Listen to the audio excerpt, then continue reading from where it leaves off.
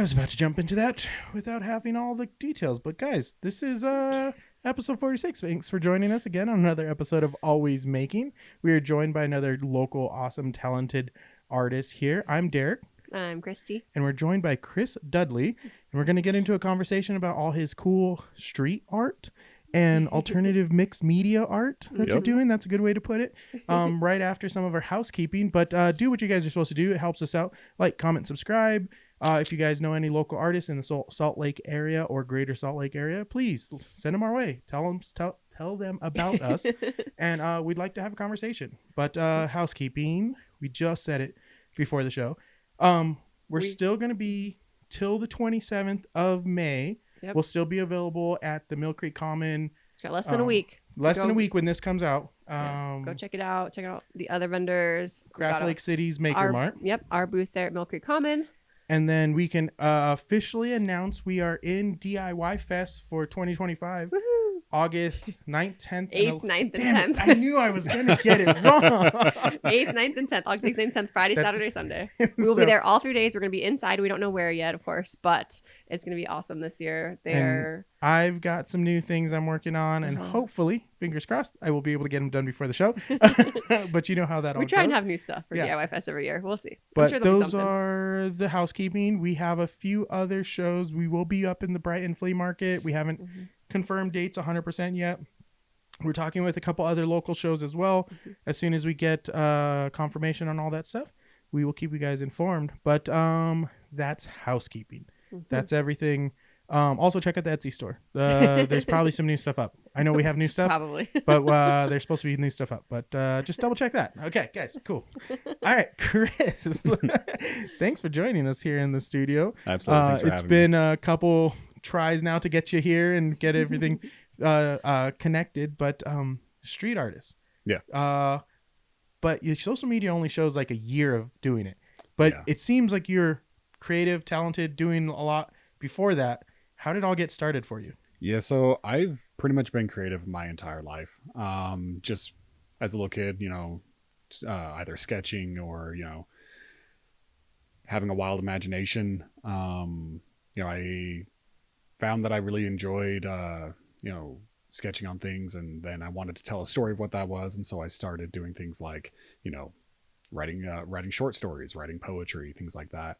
Poetry kind of transitioned later on in when I was in like junior high school into music, and then from there it went more towards back into sketching after handling whatever life threw at me. Took care of that, right?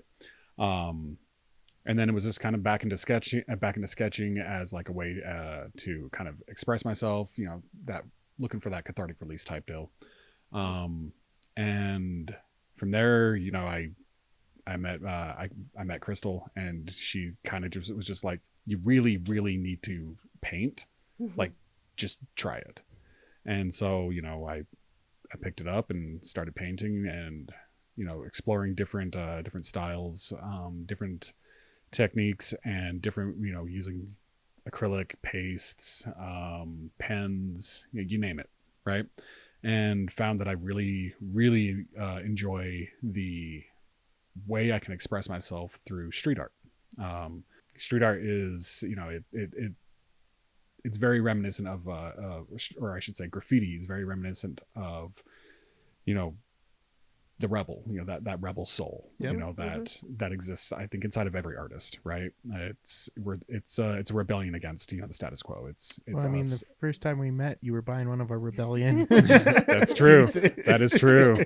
Yeah. And so that definitely resonates for sure with us. Yeah. Art is absolutely a rebellion of the soul. It's there's a great quote out there that's art is supposed to comfort the disturbed and disturb the comfortable, and I find that, expressing the different things I express in my art tends to do that, and I am okay with that. And you kind of touched on it, but we also met you through Crystal. She suggested you come on the show. We're so glad we were able to make it happen. But a few episodes back, Crystal Dawn Art, make sure you check that out. But yeah, Crystal is your significant other. Yeah, she's fantastic. Probably one of the greatest inspirations I've ever had.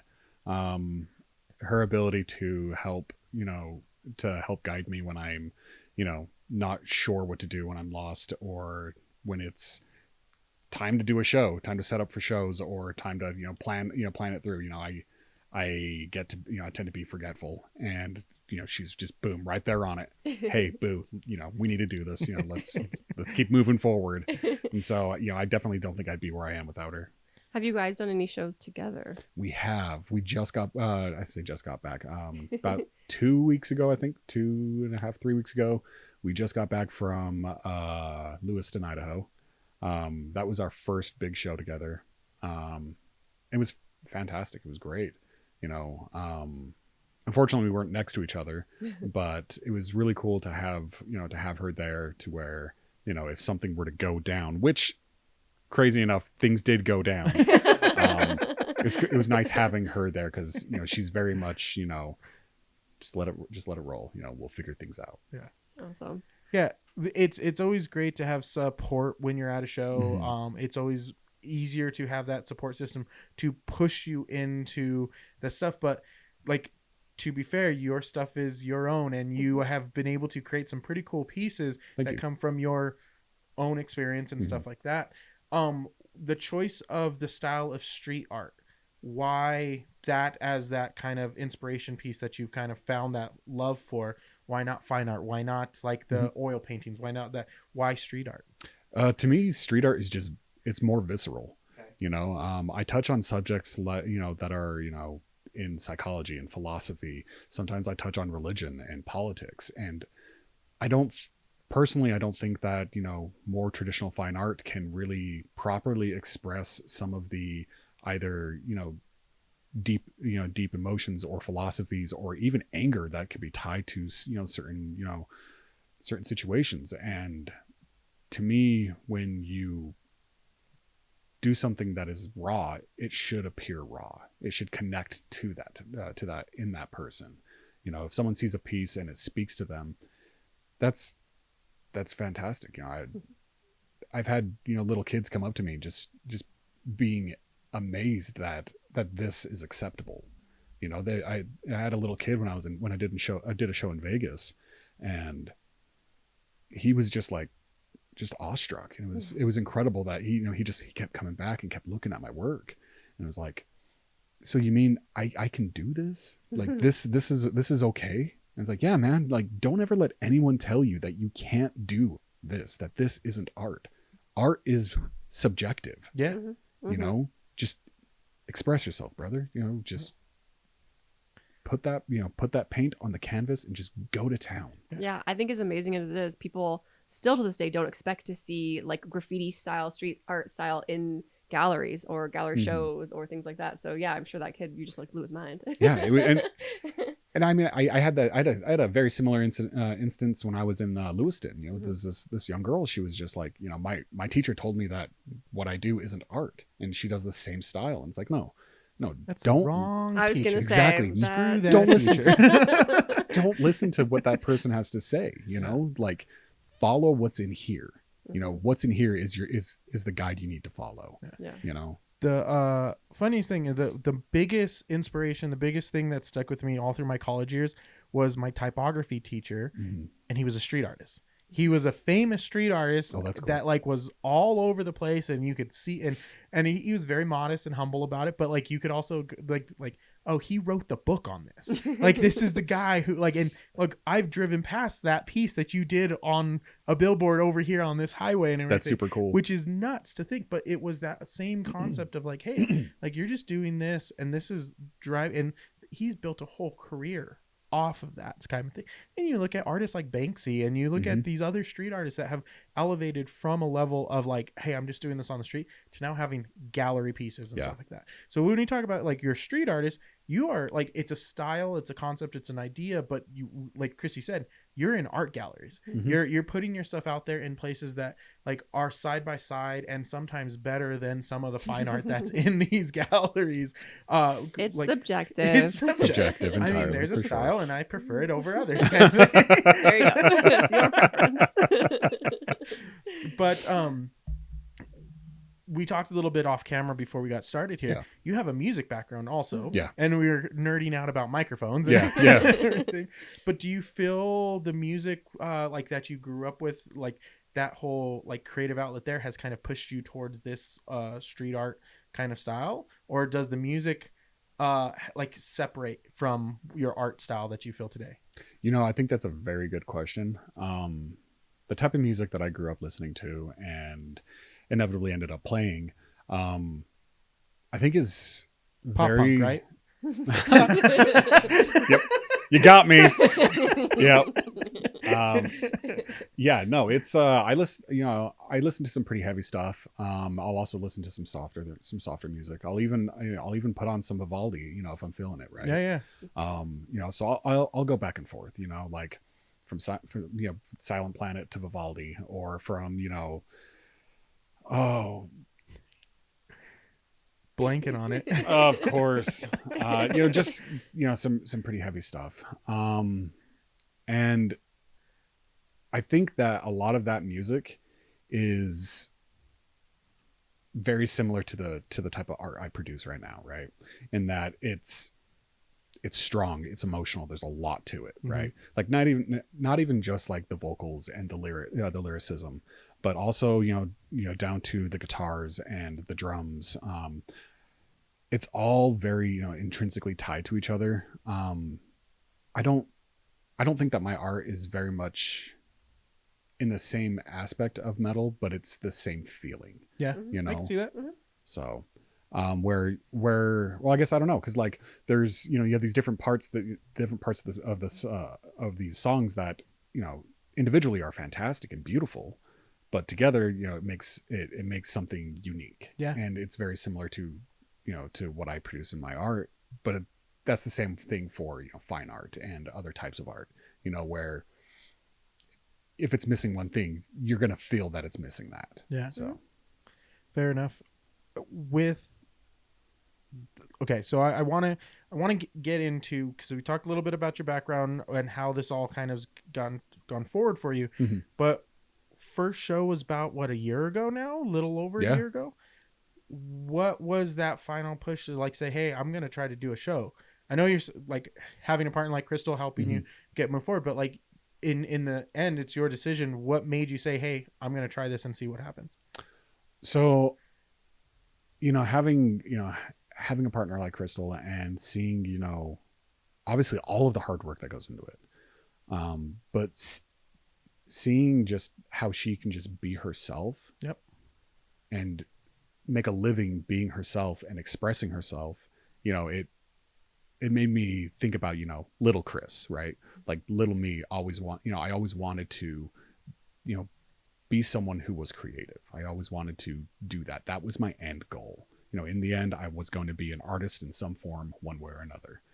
And I met after seeing Crystal do these things, it was like, yeah, this is possible. Like, it's absolutely possible. Oh, 100%. I know that in here in Utah, certain types of art aren't really as appreciated as they should be. But I do see that changing. We like to talk about like it's finding your people, kind of thing. And so one of the fun things about the shows we do and the people we meet, like when I create the pieces I create, I'm creating them for myself, and people gravitate to them. And I go, oh, you're like me. Like that's the reality. And it's like same thing. I think when Christy does her stuff, it's like, oh, these are the things I like to make for myself, and you're buying the things that I'm making for my. Oh, you also like the things I do. You're my people. And so exactly. And so even I know with this kind of culture that is here, I think there has always been this anti-culture that is also around, and it's been throughout history everywhere. And I think the right people will find each other. Absolutely. Kind of and so absolutely, it's possible. It's just scary to put yourself in a vulnerable position. Yeah. And I think a lot of that was being scared and just thinking that, it's not possible, like, I've seen, and I've heard so much about, one way or another about, this isn't art, or this isn't acceptable. You can't do this, can't do that. You have to fall in line, toe the line, do this, do that, the other, and so it's like, I I'm not about that. I want to be me. I want to be true to me. And I think everybody should be true to themselves. And, finally seeing how that's possible and how to get to that point is, I think, what I needed. And as soon as I understood that, it was like, okay, it's go time. Let's do this. So how'd your first show go?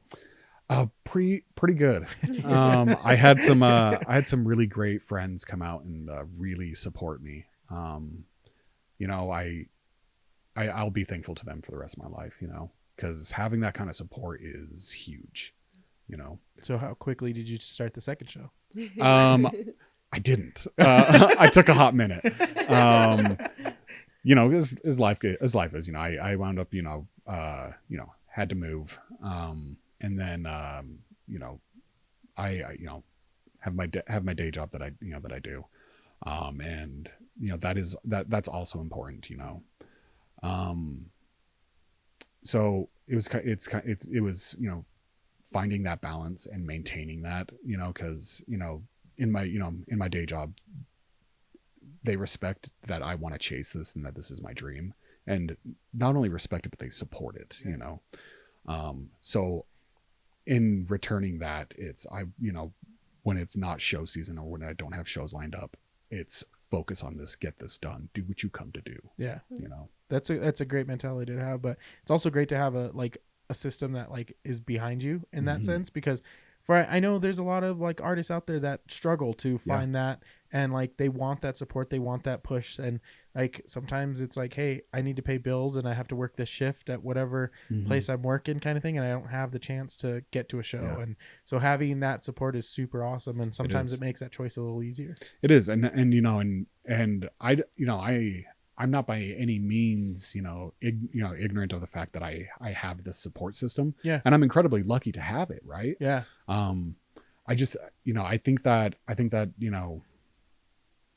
if it was possible for people to see, or have this same type of support that I have, that we'd see some amazing art out there. Yeah. Yeah. If there was more people pushing and not try, I had this struggle with other artists sometimes where it's very competitive, it's very I'm that's not the way we need to be about this. Everybody should be supporting and lifting, and I've butchered the saying multiple times on here, but the boat tide raises every boat. Everyone out there knows what I'm talking about, but I just like to say that there's room at the table for there's everyone. room at the table. There's everybody's got a piece of the pie. There's a big enough pie for everybody in that sense. But rising tide lifts all boats. No, I still got it wrong. Damn it. Something like that. It's something like that. High tide, boats rising up. You get it. Yeah. But it doesn't take much though for a little support to go a long ways for people who are trying to find this thing. And that's what we're hoping with these conversations we have with people and talented artists like yourself. Inspire maybe one person to try to hopefully find that, or reach out to other artists that they know, or friends or things that hey, how'd you do it? Because you're aware of your situation, that you're very fortunate to have that kind of thing, but who knows, it might have taken you a few extra years to get to that point. But you might have had that confidence build and get to a point where you were able to get to where you are now, but it might have taken a little longer. I mean, if at all, to be honest, there was a lot of I guess, build up in my head that it wasn't a possibility. Yeah. That the only artists who were successful, who, made a living off of it, were those who, lucked out. They ran into that millionaire who's like, oh, I really vibe with that, I'm going to buy that. And now they're flush, know? And so it's that doesn't happen. No. But the reality is that the way I see it is our society isn't, structured for artists to thrive in a way that would be beneficial for not just artists, but for the whole society. Yeah. Society is more geared towards, certain things that I don't want to make your show political, but it's geared towards, certain behaving in a certain manner that isn't beneficial for the artist, Yeah. And not everyone can fit into that. Not everybody is a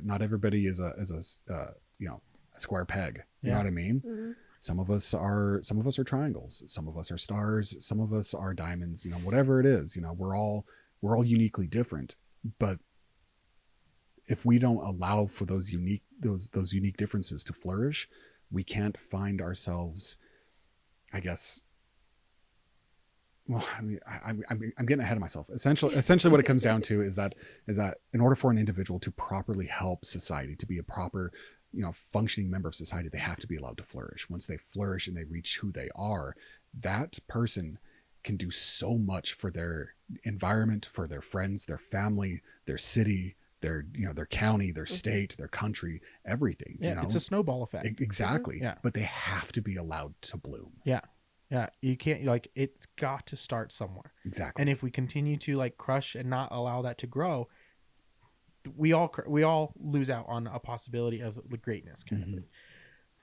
First piece. What was that first piece that you actually put out in a gallery?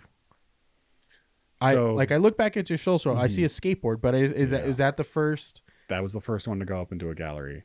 That is so much shame. I mean, as an artist, we all have that. Yeah, oh man, it could have been so much better. You We gotta could have done start somewhere. It's, Everybody's got to start somewhere. Yeah, I mean, I joke. We all look back at our pieces and go, ugh. Yeah. But it was that skateboard. That was the first one that was in a gallery, and that was Crystal, being like, hey, we should do this. Yeah. This would be really cool. It'd be really fun. And that skateboard has about 5 different paintings under it. Like much like the majority of my work, I'll paint something and I'll be like, I'm going to change this one little thing, hate it, whitewash it. Let's go again. No. So I have one that was I believe it's called what is it? It's all white with just black lettering on it that says M502. And M502 is machine speak. It's how you tell a machine to stop working, reset, and go again. Okay. And when I was working on this piece, I just kept messing up. And I was eventually just like, all right, I need to step away. And I was texting Crystal about it, and I asked her if she'd just whitewash it for me so I could start again. And I get home and I'm like, thinking about it. It's like, okay, well, let's pause for a second and, learn some more about machining. And so, as I'm reading, I'm like, oh, that's really interesting. I was just reading about different codes. Right. And I started reading about M codes, and I came across, the M502, and, if there are any, machinists out there and I'm completely wrong here, tear me apart. Let me know. You don't learn until you learn. Rip them to shreds in the comments. But yeah, just roast me. But that I was like, oh, that makes a lot of sense for what I'm doing here. I keep restarting. And so it kind of became its own, piece to perseverance, to not stopping, not quitting. It looks the most bland painting out there. It's just white with black lettering, but it's got so many different layers on there. If you could safely peel back each piece, you'd be like, oh, this is interesting. Okay. So you say that, and there is technology that can do that now. Oh, that's dope. If you've looked at some of the older Renaissance pieces and the fine art pieces, the crazy part that they're now doing is they're doing it's either LiDAR scanning or it's a type of scanning. Or MRI scanning. I don't remember they might be using both. But they're actually discovering that most of these Renaissance pieces that we see as these magnificent pieces are errors over and over and over. And they can see the layers that were built up over the top of the painting. And they're actually finding other paintings underneath. Oh, that's cool. And it's like this eye opener of oh, they didn't get right the first time. Yeah. They took multiple tries at this to get to that point. So it is one of those oh, yeah, that totally is understandable. That's really cool. Wow. I dig that. I really dig that. That's cool. How long? Oh, sorry. No, go ahead. I was just saying, how long do you usually spend on each piece? Well, on that average. Sorry, I didn't mean to blow out your mic. That could vary. Sometimes I'm just really in a groove, and I'm really hyper fixated on a certain subject, and it's I just need to get it out. So I'll throw on the headphones and I'll just go to town, be done with it 30 minutes. Right. Sometimes it'll take me a couple of days. I'm just going at it, hate it, throw it away, come back to it, do it again, throw it away, come back, and it's like, it's an iterative process, but sometimes it's not. Sometimes it's just boom, done. And I don't know, it just kind of varies. Yeah. I wanted to get into your creative process and how you develop and how do you figure out like why the machining, like was that inspiration for that piece there, but like how do you start? Do you scribble something out on paper? Do you just go right to the canvas, start throwing stuff at it and see what happens? What is your creative process when you're making a piece? So the best way to explain it, right, is one of my favorite pieces has to do with it's a bit of a mix of different concepts from different fields. One of the things that I came across was sometime last year I was talking to a good friend of mine, and we were talking about trying to measure the flow of water, and one of my other friends says something about using a different, having to use a certain differential equation. And I'm like, okay, that's, it's whatever, just bunch of, engineering nerds being who they are, and, bless them. They're fantastic. And then I was like, all right, guys, I'm going to go take a break for a bit. And so I went out and sat down, and I was like, let's look into this. And I'm like, reading up on, not necessarily differential equations, but where does the terminology of differential equation comes from? What is that term's roots? And that led me to learning about stochastic differential equations. And I started looking further into that, and I was like, oh, this is really interesting. At the time, I'd been reading a lot of Carl Jung, his Red Book, fantastic. And so I was like, oh, this is really interesting. I wonder if this could be applied towards psychology. And so I looked it up, and it's like, sure enough, a lot of therapists nowadays are using different types of equations to help people find normalcy.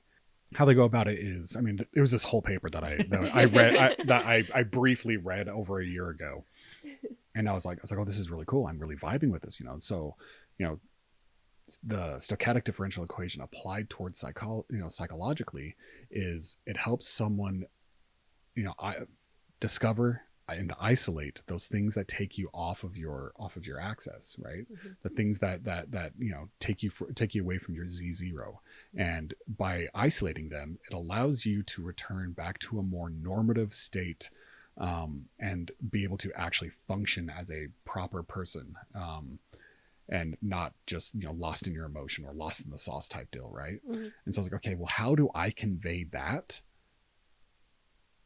artistically? Like, how do I convey how that makes me feel? Being able to restore your biopsychosocial positioning is super important. And I feel like if you could take something complex like that and convey it in a way that helps other people learn about it, I feel like it's the best way to do it, right?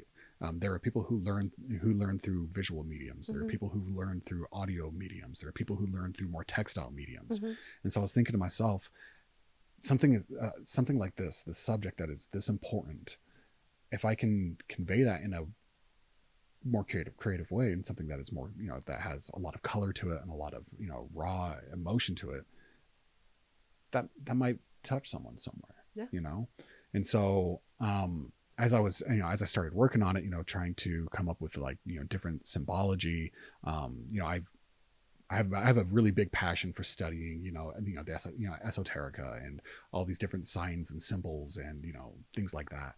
And so a lot of that tends to bleed into my work. And I was like, okay, well, let's make this make sense, not just like throw things here and there. Mm-hmm. Right. And so as I'm working on it, I took a break for a minute as to not, burn out on that subject. And started diving into things like MMC in engineering, the most material conditioning, or least, and then LMC, your least material conditioning, and the different, how those things how those strictly scientific things can then be transitioned into more of a, again, psychological thing, and then again more spiritual, emotional type deal, and how I can convey that. And that just kind of led into like different areas. And it's like, I still found myself kind of just circling around this. And then, you know, I found artists, you know, out there who are just phenomenal in their work. And I was like, this really speaks to me. You know, how can I pay respect to, you know, the masters of this craft that came before me? And so, you know, I started working towards that, you know, while, you know, keeping in mind that, you know, there are some street artists out there who are, you know, super disadvantaged, who come from a, you know, very unfortunate background. And it's like, you know, always want to pay respect to that. But also understand that, like, I'm just being myself, you know? And as soon as I made that connection, that a lot of the art that I've always enjoyed was always very similar to street art, to, you know, graffiti, and, you know, then, you know, looking into the history of graffiti and how it stretches back to pre-Roman era. You know, it was how the people, you know, told the higher echelon that, hey, we're not happy. This isn't cool. And then I was like, okay, well, then it became something else, and then it became something else, and more and more and more. And it's like, okay, so start from the basics. You know, people, you know, Pompeii, they etched stick figures. Let's start etching some stick figures. Let's start just whipping them on there. And that's, you know, if you look at my work, there's a progression of like stick figures, and, you know, those stick figures becoming, you know, block people, and then becoming more, you know, as I start diving more into psychology, you know, those block people, the body disappears, and it's you know, as a frame of reference, it's just the head, because I'm, you know, I'm focused on what's going on in the head and trying to convey just that. And, you know, start moving, you know, away from that and more towards, you know, some really wild out there, you know, things that I've experienced. And it's like, you know, how do I convey that? Okay, well, it's still in the head, so let's still, you know, keep that connection there. And then, you know, my more recent work is starting to move more into, like, you know, I don't want to say it's almost, I feel more, it's more like a visual poetry, but it's still, you know, very much street art. And it's, I don't know, like I kind of just go from the heart and put it down and hope that it conveys what I want it to convey. Well, it's clearly resonating with some people. Yeah. I think you're finding your audience. How long would you say you've been working? So you had your first show about a year ago. How long do you think before that you were working on your own sort of personal style of art? Oh, quite a while. I used to, so one of my biggest influences is Jean Vasquez. I love his work. It's a very, you know, messed up, you know, Tim Burton-esque kind of style, right? And then I get a lot of inspiration from Basquiat, and, you know, I like his work. You know, it's just it's very raw. But working in my own style, I used to sketch a lot of, like, really, really messed up creatures, you know, monsters and, you know, giant centipedes, or, you know, whatever it might be, you know, something that was just like, I liked it. It was scary, you know, whatever it may be. Right. I don't think it was actually scary. It was just kind of cool. Yeah. And then I was like, you know, I want to try practicing faces, you know, actual, you know, proper faces. And so I'd sketch and I'd sketch and I'd sketch and I'd sketch, and then I'd get bored, you know. And then I wanted to focus on, like, you know, how does flesh look like when it's pressed? And so I'll, you know, I'd take a picture of my hands pressing on my arm to, you know, get an idea of, like, the different folds in the skin and the shading and things like that. You know, how do fingers look when they're all bent in different ways? So I'd start doing that. And so just kind of like working off of, you know, trying to work on anatomy without thinking that there are anatomy books out there, right? Like, we all just have to learn our process. Whole studies on anatomy. Exactly, Yeah. exactly. But it's kind of funny because, like, you know, everyone has their, you know, obviously we all have anatomy, but it's like everyone's different, everyone's unique, and the idea that using an anatomy book right now, to me, feels kind of like this is more of like an average, right? Like, we're like this. If I were to try and draw someone from an anatomy book, it would feel wrong. I wouldn't feel a connection to it. I would just probably just tear it up and throw it away. Yeah. It'd feel like copying from a book. Yeah. Yeah. You know, but kind of just as I go, you know, when I find things that are intriguing, you know, I start leaning into that and start learning it. And then I'll hyper fixate on it and just go for it. and then I'll burn myself out and find something that's really interesting, another technique that's really interesting, and I'll try that. And then I'll take a step back and try to take them all and cram them together into a really big canvas. And that's just kind of how my style has been developing. So you say really big canvas. I want to ask, because the question that was going in my head as you're explaining all of this, when you go to the canvas, is it paint your first choice? Is it marker your first choice? What is your preferred medium that you like to really paint. Go to? And then do you have like an ideal canvas size that you like? The big canvases sometimes can be a little overwhelming. And it's like I have frames for canvases in the other room that I'm like, okay, I'm going to build a frame. I'm going to do this. Man, that's really big. I'm just going to start with my 17. It's like, I'm like, I want to do the big piece, but I also go, no, that's going to take so much more time kind of thing. But is there a preferred size that you like working in? Right now, I'm really loving I think it's a 32 by 46 inch canvas. Okay, that's big. I really enjoyed the last one I made. It was a lot of fun. I was able to put so much into it, which is really, it's unique in that I can put all of what I want into it without having to break it up into like a series of paintings. Everything just ended up right there on that one painting. Yeah. And I just kept pouring into it more and more and more and more and more and more until it was like, until I had basically emptied myself into that or onto that canvas, and it was done, and that whole subject for me was, okay, I can move on. I don't have to, make a new piece, and then have like a stack that I'll probably take 2 or 3 with me to a show, because the rest of them don't really feel like they could stand alone, but these ones do feel like they could. Whereas on the big canvas, it absolutely does stand on its own, and so, I'll start with like, blocking out, some, shapes with just some acrylic paint, using either knives or spatulas, or even rollers, or sometimes I've even used a sock, because I was like, I couldn't find what I was looking for. I was like, okay, well, this is happening. So I've used a sock, and it's like, and it created really cool textures. I was like, I'm cool with that. Cool. And sometimes something will just happen by mistake, and I'm like, I see what you're doing up there. Yeah, let's go for it. And then, the worst part is that like when I start working, and I'm like this with everything I do. When I start working, I want to, it takes me a second to build steam, but as soon as I've got that steam, I want to go. And then I'm done, and I'm like, okay, cool. Okay. But the pain is that like, and I've had this conversation with Crystal, right?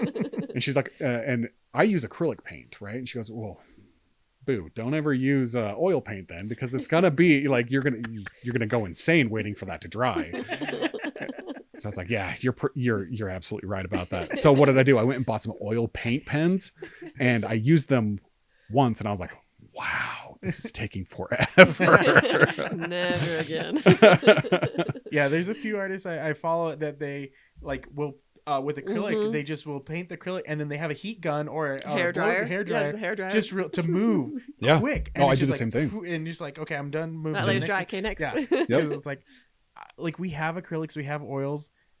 I don't necessarily have a preference, but like I know the oils are going to be one of those things. I'm like, this is taking a little too long. I like, can I put it in the like underneath my like t-shirt press dryer kind of thing, and like see if it cures a little quicker? Is it going to be the same thing as like Plastisol versus water-based like t-shirt ink? I'm like, no, it's not going to do the same thing. It's differently. I had to learn, or I learned real quickly with the heat gun. Too hot. Oh yeah. I got that acrylic paint bubbling up, and I was like, oh, that happens. Yeah. Okay.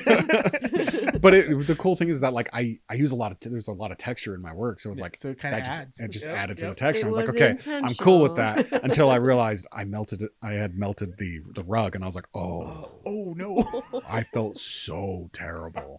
It's like, oh man. Yeah. Little tip, the Ryobi 18 volt heat gun does not get hot enough to really burn anything. Oh, no like I kidding. have a t-shirt, like I have a big 1500 watt heat gun, but like the Ryobi one, I don't remember what it's like high temp is, but because it's wireless or cordless kind of thing, it doesn't get super hot because it's running off a battery. It's actually kind of nice, and it's like we use it all. It gets just hot enough to like cure things and like move on quick. But it's like that's a nice little like, hey, want to splurge a little bit, get myself a little like wireless heat gun. The Ryobi one's not a bad little guy. I'll keep that in mind. Yeah. I want to talk because you have on your social you posted you got yourself into a studio space. Yes. So some of the artists we get through here, some of our friends do most of their stuff in their house, in their basement. They haven't made that leap to have a personal space to create. Do you find separating your creative space from your living space a plus in that sense, or does it sometimes feel like, oh man, I have to go to the studio to create? So it's a little bit of back and forth on that, right? Like, it's a plus in that I can really get into expressing. Sometimes, as I'm painting, I'm flipping paint everywhere, and thankfully you cannot melt a rug. Yeah, exactly. I'm not melting rugs there, but it's nice that the guy that we're renting from is like, yeah, I don't care if you get paint on the wall, you get paint on the wall. Do what you got to do. Yeah, that's cool. Yeah, he's a really good dude. His name's Roland. Good guy. But he, the downside is that like, when inspiration strikes and you're like, I have to go drive to my studio. I have to drive 30 I minutes. do this now. It's like, ooh, but it's also like, sometimes it's late at night and it's like, okay, I can't do that. Let's just, jot that down in the old phone and then immediately forget that I did that until I'm bored one day, just like scrolling. I'm like, oh, that's right. I have notes on what I wanted to try and do. So that's kind of the downside, right? I think we all do that as artists. I have a list of ideas that I'm going to get to that and forget about it. And then a couple weeks, months later, I'm Years. like, oh yeah. Yeah. Right. Try that, yeah. Right. Yeah. I had all of my notebooks, are just like filled with doodles. Sometimes I'll be, be hard at work and, focused and I'm just trying to, connect the dots on something. And I'm just over here, just like sketching something out. And, I was like, oh, that's really cool. Or sometimes I'm just, I'm at home, just sitting down and, I'll want to get up and I'll want to paint and I'll bust out, either one painting that's going to take me forever to do, or I'll just be like, okay, I'm done with that one next. And it just really comes down to is if the thought or if the brain and the hand and the heart all want to communicate together. So when that happens and I'm in the right area, that's fantastic. But sometimes it happens and I need to be at the studio to really get that out. Other times it's like, it's okay to do it to put it on a smaller piece. What was the decision to get yourself into a studio space? Living in a really tiny apartment. Okay. 2 artists running their own art businesses out of a small apartment. That was the one that was like, okay, we need to stop stepping on each other. Let's do this. That makes sense. Yeah, absolutely. So it's like that was ultimately what it was. And then, also the thought of having my own studios, it makes it more real. Yeah. That like, oh, holy crap. I'm actually like, I'm an artist. Like what? Yeah. And it's cool that like, I'll have, some of the other people at the, in the building, they're all artists, Nice. Sometimes we'll talk, or, I'll be randomly talking to a random person and you're like, oh, what do you do? And it's like, oh, I don't want to get into my day job. So I'm just going to talk about, me being an artist because this is feeling more and more real. And they're like, oh, let's see what you have. So I'll show them my, my Instagram and they'll be like, oh, that's really cool. I vibe with that. I'm going to follow you. And then sometimes, like in Lewiston, I had a guy, stop by, came in and he saw my massive piece and went straight to it. And he's like, I want that. And it's like, that's really cool. And then, he started following me on Instagram. And it's like, he started following me. And then, I had another really cool guy from that show. He's like, he just really vibed with the energy of the work. And he, you know, we started talking back and forth about doing a commission, and it's this really cool idea he has.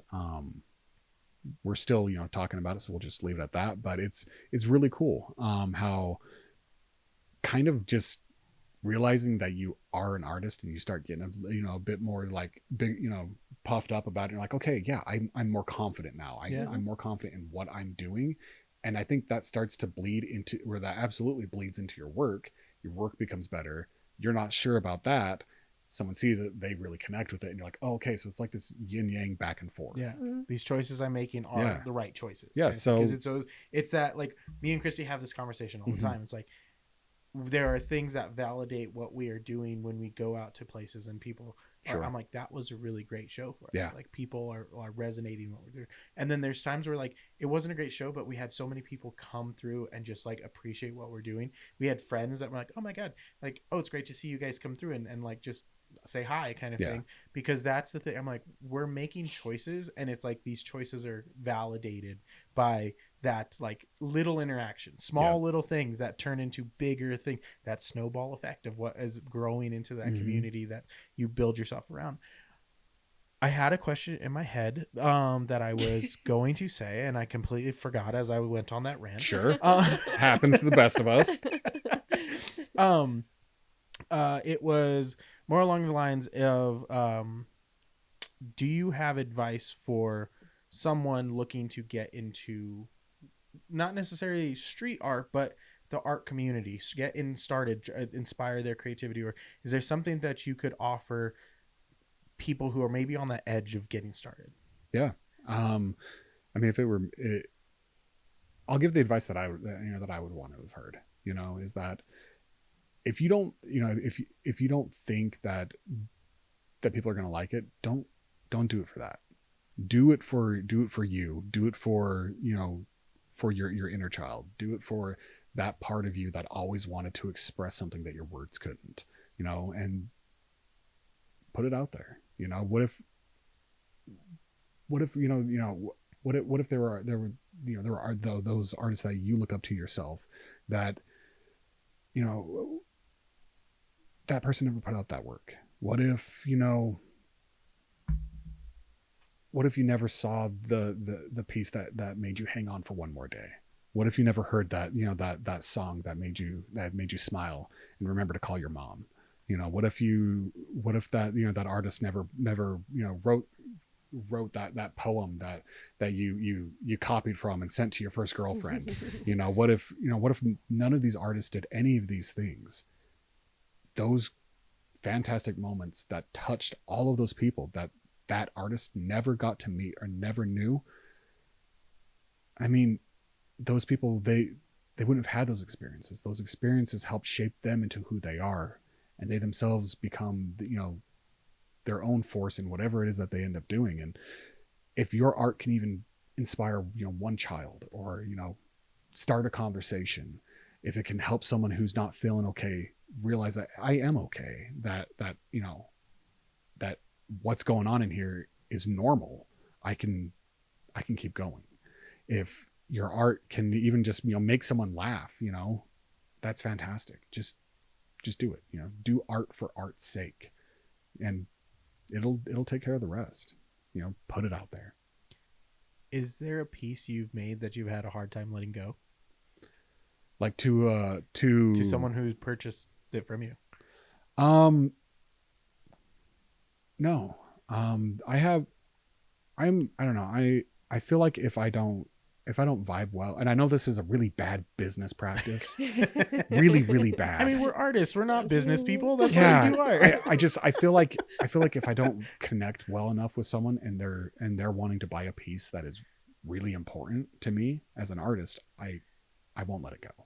You know, it's snobby, it's stuck up, and, you know, I'm sorry, I guess, but it would feel like a betrayal of who I am as a person.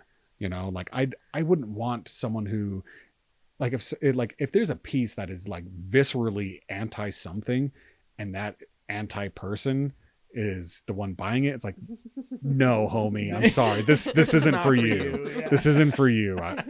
Like, it's snobby, it's stuck up, and I'm sorry, but I don't know, the people who have bought my work, I felt like it's going to a good home. I had a guy that kept coming back to my booth, just kept coming back and coming back and coming back, and he just kept looking at this piece. It's called Dagas, Be Still and Listen, and it's about finding center and blocking out all of the chaos and just listening, just be present.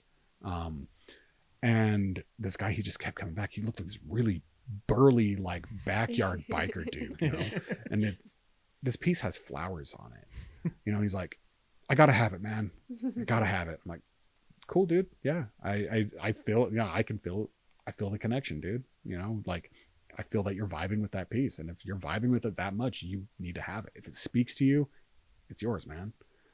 Like if a piece connects well enough, bad business, sure. But if a piece connects, so viscerally with someone, then yeah, even if it's just a print, I'm gonna give it to him for free. Like who am I to stand in the way of a connection like that? Yeah. Now that being said, if people are listening, they're like, hey, I really connect with this piece. And I'm like, oh, word. But it's just, I don't know. I feel like, Crystal, I got this from Crystal, and it's very true. Art should be accessible. Yeah. Yeah. 100%. There's so many shows. I like to keep my prices in price points that like give opportunity for everybody. Sure. I have value all through, and like I know what my value is worth, and but there are shows where literally I can see someone vibing with it, and I go, just take it, and they're like, no, and I'm like, no, take it. I want you to take it. And it's people are like, why are you doing it's bad business, but honestly, I can see the thing that is going through your head. It did something for you when you walked up. I mean, even I've got kids who come up and they see a button that they want, and I'm like, the button cost me next to nothing, kind of thing here. Like, and the mom's like, how can I pay you? I'm like, no, pay it forward. Yeah, maybe that's gonna inspire that kid to go do something cool, kind of thing. Maybe like I've given a couple cameras away to kids that are just like, oh my god, a camera. I'm like, maybe that kid's gonna be the next Ansel Adams, kind of thing. I don't know, like, right? Hey, maybe he's just gonna go in a toy box and never get played with. Fine, maybe. But it maybe push that like kid to the like, hey, mom, can I go get film? Can I go like bug to try something new and everything? And maybe that's the next step with that. And I mean, even if in the end it's just a momentary smile on a child's face. Yeah. Like, isn't that kind of what it's about? Like, 100%. Yeah. Just even a grown-ass adult, a smile on the face. That's absolutely. Like, the amount of times I get joy out of people, like with our Science is Magic t-shirt that Christy's wearing. That's a really cool shirt. The people who just walk by the booth and giggle, and I go, which one made you laugh? And they're like, the wizard. And I'm like, sick. Yeah, I'm like, cool. Absolutely. And they just walk off. And I'm like, but that was the interaction that I had. I'm like, that was worth it 100% because I just made them laugh. I don't know what the rest of their day was like. I don't know like what, like high, low, whatever. But that moment they had there was a positive. And so I'm like, cool. That's the whole point of what we're doing all this work. Yeah, be the positivity in the world, Like there's I had a moment where, that girl I was telling you about earlier who, was just moved that she could do something like this. And it's like, of course, she, came back, bought a print, her parents were like, hey, can we take a picture? And it's like, yeah, of course. So I, cheesy thumbs up, like make sure this is a good memory type deal. And I was, I don't know what they went and did, whatever it was, that's them. And I'm sitting down later after the show, and I get this comment on one of my posts, and it's her mother, and that comment moved me to tears. I was just like, holy crap, I had that kind of an impact on someone. Like, that's incredible. And it's like, dude, it was just a print. Like, small things, small little gestures can make huge waves in people's, because again, we don't know what their day is going through, and just that small little thing can make a huge wave. But I want to make sure we're coming up on time and everything. I want to make sure people can go find what you're doing, see what you're doing, schedules when you're at shows and stuff like that. What's the best place they can see what you're all about? So the best place is going to be my Instagram, which is at @CDudley_art. I am okay. Here's the thing. I'm really bad with names. Really, even really your bad. Own name. Word, dude. No joke. Let me just. We are bust double this out checking real it. quick. We'll link it down below, but Also, but c.dudley_art. I was like, I think there's a dot in there. And then there's my website. It is still very much a work in progress. But it's cdudley.art. That's all it is. Just type in cdudley.art and it'll take you right to it. It should, I don't know if the links still work anymore. But it should link towards, like the 3 different articles that I was in, where I kind of went really into depth into, the different like inspirations and, where I come from as an artist and as a person. And then there's like, my blog posts. You can, my email is on there. And if you're interested in purchasing work or something like that, even if you want to just shoot me an email and say, hey, I really like your work, and just leave it at that, that's fantastic. I'd appreciate that too. Yeah. Awesome. Like, comment, subscribe, those kind of things go a long ways. Yep. So guys, first, Chris, thanks for joining us down here in the Yeah, of basement. course. Chris, I appreciate you having the conversation with us. Of course. But guys, do what you're supposed to do. Support local artists, support local businesses. Small businesses are great and everything. They are part of this whole art community that we are love to be a part of. But like, comment, subscribe. If you know any artists in the local Salt Lake area or greater Salt Lake area, please let them know about us. We want to have a conversation and just know all about all their passionate drive for art and their whole thing. I think that's right. Yeah, it's cool. Yeah. We'll see you guys on the next episode. Thanks for watching. Bye. Thanks.